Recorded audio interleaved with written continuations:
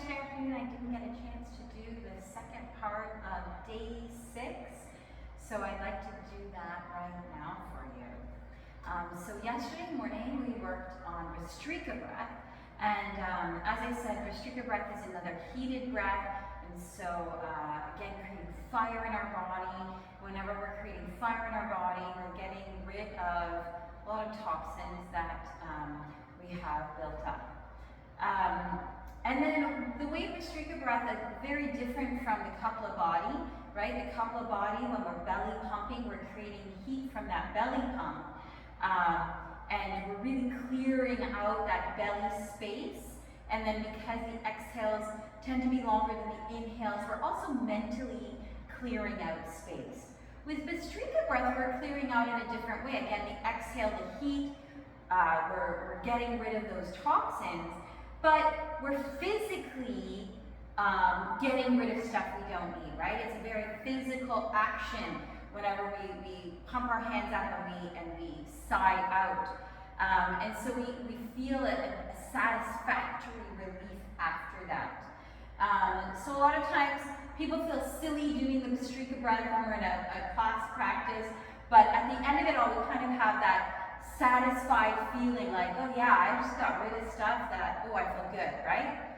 So that ends up clearing the body, but then also the mind, but in a very different way than the Kapala body breath. Again, Vastrika breath is not a breath you do in the middle of practice. I mean, I've seen it done, and it can really work in specialized classes, but it's not something you're going to do in a regular class. On a regular basis. Again, it would be something that you might do at the beginning of practice when you're doing your centering and your breath work, or maybe at the end before you come into your Shavasana. But how can we bring this idea of the clearing and moving that into our mat practice? So what I wanted to work on today is after we've cleared ourselves, our body and our mind from our Vastrika breath, we can now focus again and get some action happening in our body. So today, the mental focus I wanted to bring with the breath is our movement and breath.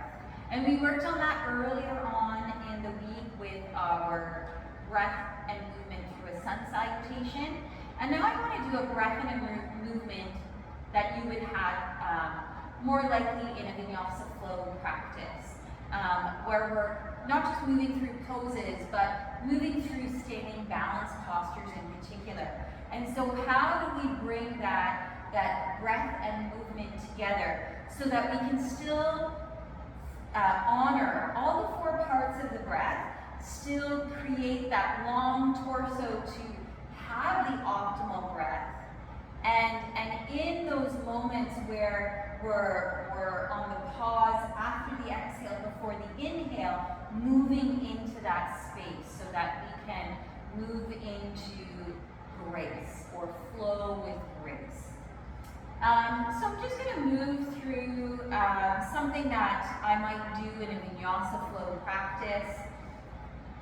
So when we're on our mat, again, I like to start a balance flow sequence at the front of my mat. Usually my feet are hip distance apart and I'm in a mountain posture. Sometimes I begin in a chair. Again, feet are hip distance apart, so my hips can be open, therefore my shoulders can be open, my spine long. So I've got all of that room for optimal breath. Hands at heart center. Notice I'm going to call out all of the 4 parts of breath, and I'm going to move slowly with those 4 parts of breath so we can really focus on, watch my torso, how long it is, how open I stay as I move through this. We'll inhale, sweep arms up and pick up, we'll do a left knee. Exhale, twisting to the left. Inhale, sweeping up, I'll call it the pauses now. We pause here. Exhale, twisting to the left, pause.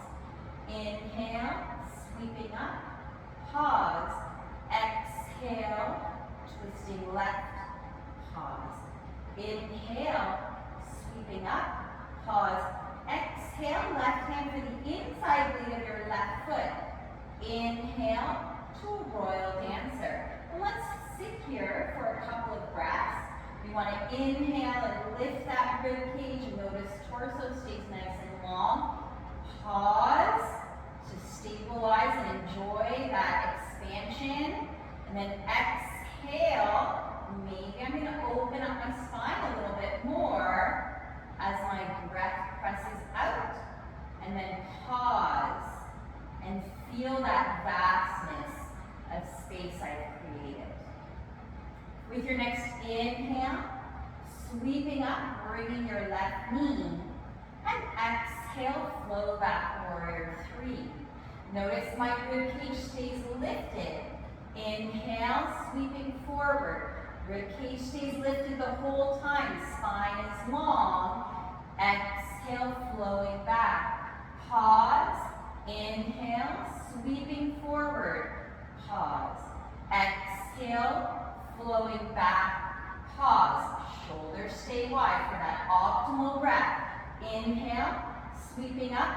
Pause. Exhale, hands to heart center. Cross your left ankle over your right thigh. Sitting down into a half lotus chair. So we don't want to curl into this and we don't want to let this foot hang. We want to stay active. So rooting through that foot and lengthening that torso. Shoulders open. So I have all of this space to open into with my inhale and then explore the vastness of with my exhale. Inhale, sweeping up, picking up your left knee. Exhale, hands to heart center, releasing your foot to the mat. So if you noticed as I moved through that flow, I lost my balance a couple of times, mostly because I was speaking as I was trying to breathe. But you want to flow through your pose, honoring your breath.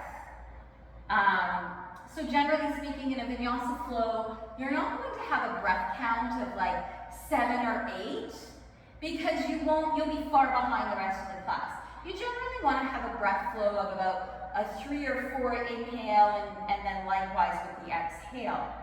That gives you the time that you can move through the flow, but then it's really key to honor those pauses, those little rests in between. So you move on an inhale, you move on an exhale, you pause with the pause. You want to always keep that rib cage lifted so that you have the ability to have optimal breath. When you move through these flows, you need to have breath leading the movement. And when you do that, your core stays fully engaged, just like what we looked at when we were in the plank position the other day, where we want to have our whole body weight evenly distributed and our entire core from under our rib cage to below and to above the knee all around, fully engaged the entire time.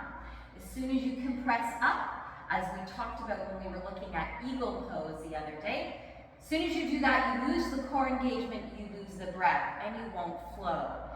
You stay nice and open, evenly distribute your body weight, have lots of room for breath, so your breath can guide the movement. You always move with your breath, not just because the instructor says it's time to move.